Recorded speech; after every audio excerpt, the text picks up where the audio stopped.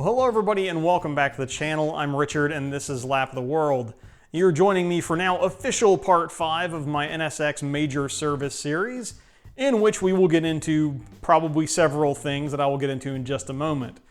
Before I get there though, I do want to thank again my sponsor, ATR, Austrian Type Racing, or NSXparts.com for exactly what the URL would imply. It's NSX-parts.com for both OEM and some custom parts as well. Go check out their site if you need parts for your NSX.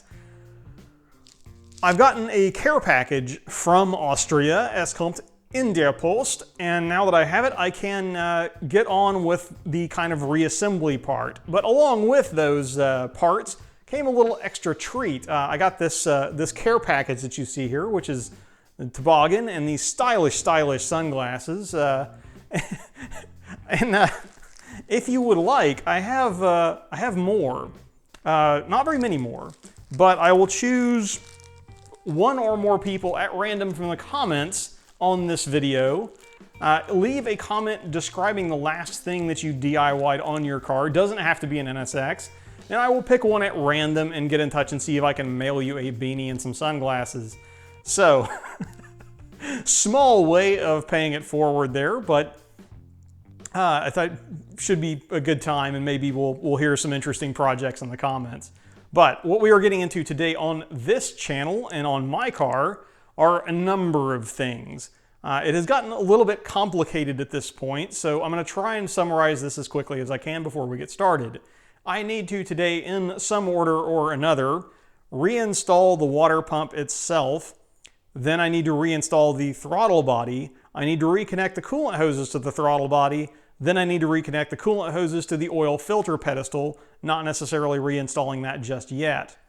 I need to reinstall those coolant hoses and the throttle body because before I reassemble anything further than the water pump on that side of the engine, I want to pressure test the coolant system, because the worst case scenario you run into there, which one of our kind of OG NSX community master technicians has encountered himself, and that is getting all the car back together, getting ready to deliver it back to a customer, and then finding a puddle in the floor under the timing cover because the water pump leaked, which means you essentially have to redo the entire job. No bueno, and I do not want to put myself in that position. So I will be pressure testing the coolant system and demonstrating how to do that. I guess the other thing I need to reinstall then is the expansion tank and its hoses. So there's a little bit of kind of ancillary reassembly that has to happen before we can run that test. But in the order of operations in the video, the first thing I'm going to probably go ahead and do is reinstall the water pump. So if you're interested in that DIY, that will come pretty early on. Before we get to that though, since I will be reinstalling the throttle body, before I put it back on the car, because it's easier to do with it off, I do want to inspect one more thing, and it's a very important thing to keep track of on your NSX. And so important that I've mentioned it before in a video called 5 Ways to Kill an NSX and How to Avoid Most of Them. So if you're a longtime subscriber, you may have remembered that video, or if you own an NSX, you may have stumbled across it.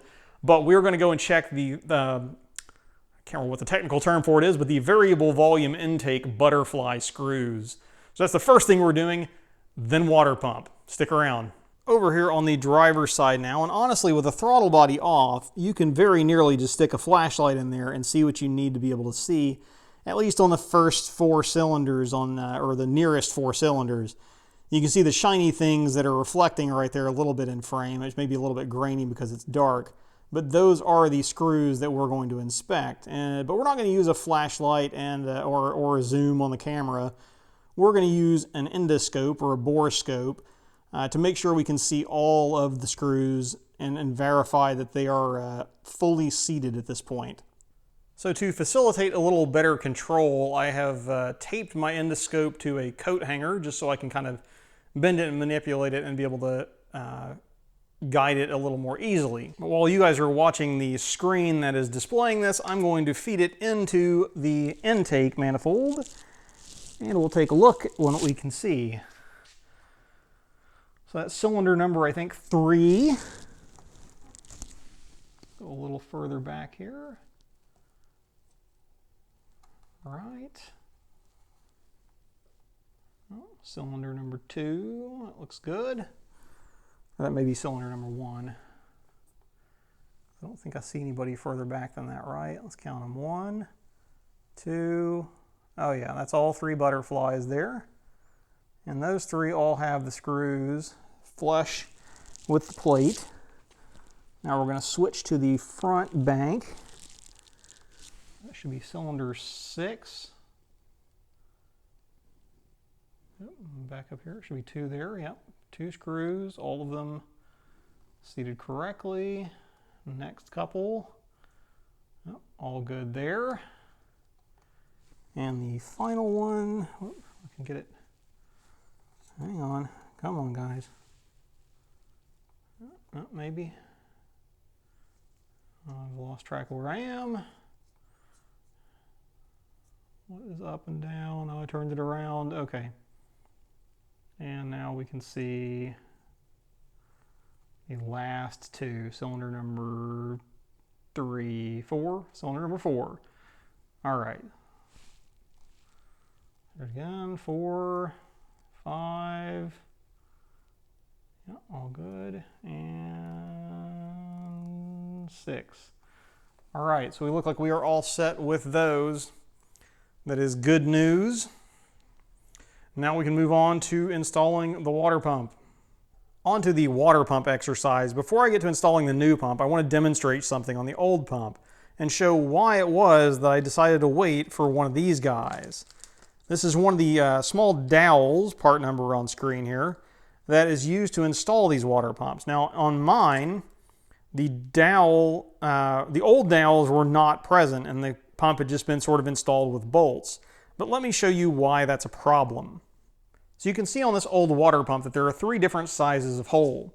There are the holes for the 10mm head bolts, the holes for the 12mm head bolts, and then you have these other 2 holes. Now these other 2 holes are for these dowels. And the reason that you need the dowels, these are intended to position the water pump precisely on the block and in relation to the other ancillary or the other pulleys for the timing belt to keep proper tension on the belt. And these, the reason the dowels are the most correct way of reinstalling is because when you put this dowel in here, and I'm not going to press it all the way in, but you can tell, I'm not sure I could with my hand anyway, but you can tell that's a press fit. There is essentially no clearance there. Whereas there is a little bit of wiggle room with these other 2 bolt holes relative to their respective fasteners. So if I take this 12mm head bolt that came out of here and I'll put it in upside down, or I know this is put in correctly, but you can tell there's some play there. There's a measurable fraction of a millimeter of play. And the same is true with the smaller bolts. You can find a hole that doesn't have Honda Bond schmoo around it, but you know, there's a distinct amount of play there. So if you just installed the water pump with the bolts, it would have, you know, a fraction of a millimeter of, you know, or a millimeter maybe even of play where it could move around in relation to the rest of the, you know, the rest of the pulleys for the timing belt, because that's what's important here is positioning this pulley. You know, I mean, as long as this gasket gets in the right place, approximately, it'll seal things. But that's going to be also made much easier by having the precision afforded you by press fit pins, these dowels here. Now the reason, you know, you press them in, and I have a feeling the reason that these often go missing, or that I have a feeling rather that these do often go missing, because when they're pressed into here or pressed in via installation, then they probably come off with the old water pump and people discard them because they're difficult to remove or whatever the case may be.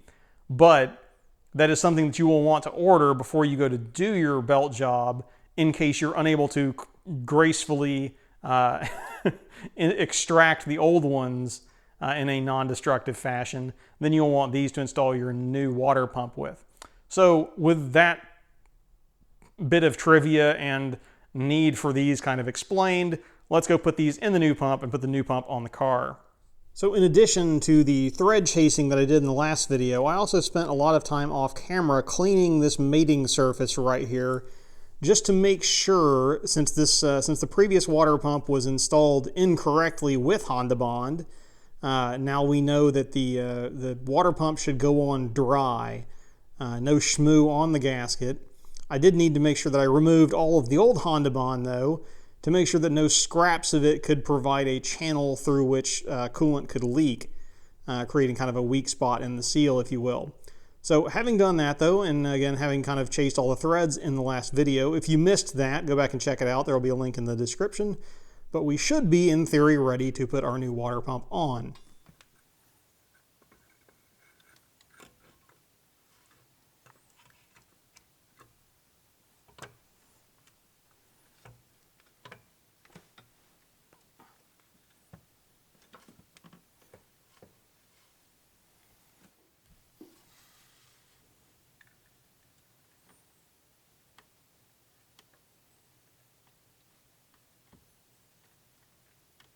Stop. Torque wrench time.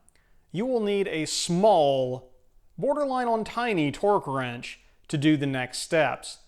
This one is measured in inch-pounds because the torque specs on these bolts for the water pump are next to nothing. They are barely on the far side of hand tight.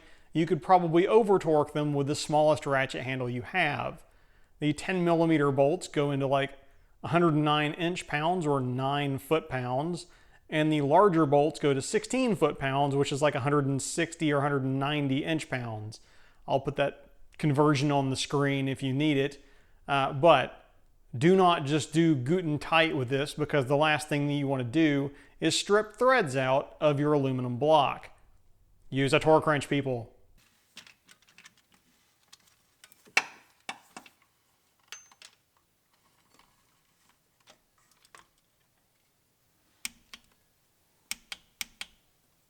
And just like that, we have a new water pump installed for hopefully the last time for this service cycle in our NSX.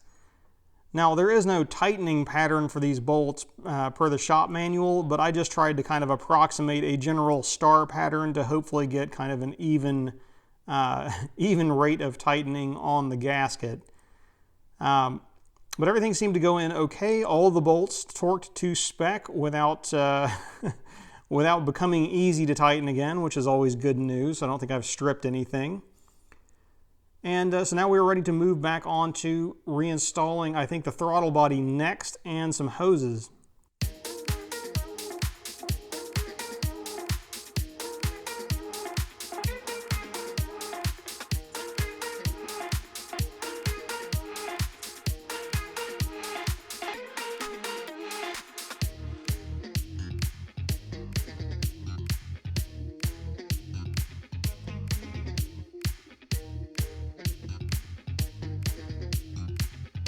All right, well, with the throttle body back on, the oil filter pedestal back on, and all those hoses reconnected, that should close our coolant loop.